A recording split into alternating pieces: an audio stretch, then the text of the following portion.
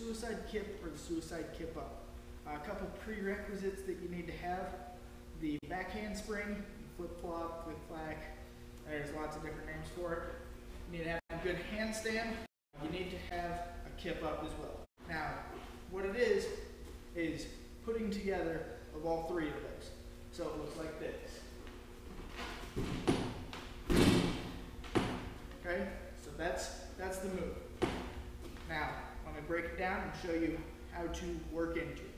You can do these next two steps in either order, but you need to have them separately. First, you need to do front extension roll, which is a handstand and then a roll. A handstand and roll. Pretty simple.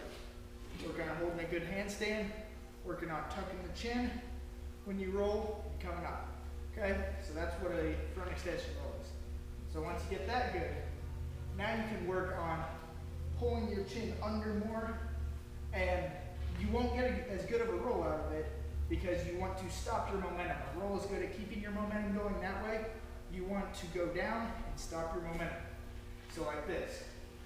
Front extension roll, and then tuck your chin, pull under more. See how I didn't roll out of that as smoothly? I kind of got down and stopped. That's what you want. Just like that. Okay? So now we're going to try doing that into a kip up. Well, like I said, a prerequisite. So you want to stop your momentum completely. Okay? And kip up. Now a lot of people, when they try this, they try doing that roll and kipping up way too fast. And you have momentum and it doesn't work. It looks like this. You can't get a good push up without, stopping your momentum. So go up, come down, and kip up. Okay? So once you get that down, then you can do the other part, or vice versa, do the other part, and then get that down. You need, like I said, you need both of them. So this one, we're going to do a back handspring. Okay?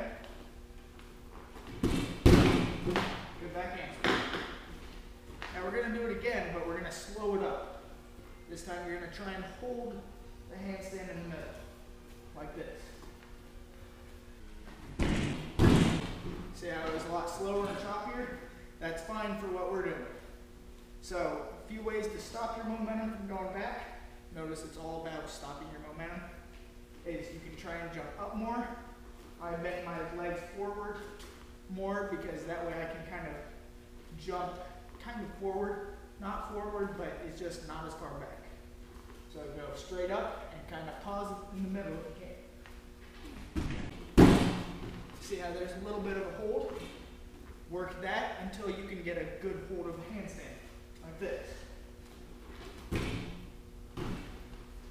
Held the handstand a lot longer. You can even work into basically like a perfect handstand. Okay? So now, you put the two steps together. We have the one step, which is the back handspring into holding a handstand. Okay? And we have the other step, which is starting in a handstand and then kipping out of it. So now you put the two steps together. You might want to start with something squishy, a big squishy mat that you're not afraid to fall on. Doesn't hurt. So what you can do, most people are going to be scared. They're not going to jump up. They're going to jump straight back. If you do that on the ground, you're going to get hurt. Now here's the scary part. To do this right, correctly, and safely, you have to jump up. People are scared of that. So jump up, and you'll go down smoothly. You can work on just going into it, rolling out of it like I just did. You want to catch yourself with your hands and really look forward. What I like to do is look up at a spot on the ceiling and look at that the whole time. Because that way you start like normal, reaching back like with your back handspring, but then you end up on the ground, you're still looking at it and you're like this. You never go over. Watch my head position as I do this. just like that. I'll get this mat out of the way so you can see that there's nothing to worry about once you get it. So that, the landing is quite smooth. There should be no reason that I can't do this on concrete. I would, I was doing it on a mat. So. And now, once you do that, you can stop your momentum, then you add the kip, like this. Notice how I kept my legs straight? That's just because it's a lot easier to take your momentum this way and spring it right back up. You don't get as much force with bent legs, but you can do it with bent legs too. I just think it looks nicer with straight legs. So I'm going to jump back handspring, catch myself, look under, and then do a kip. And that's tutorial on suicide kip.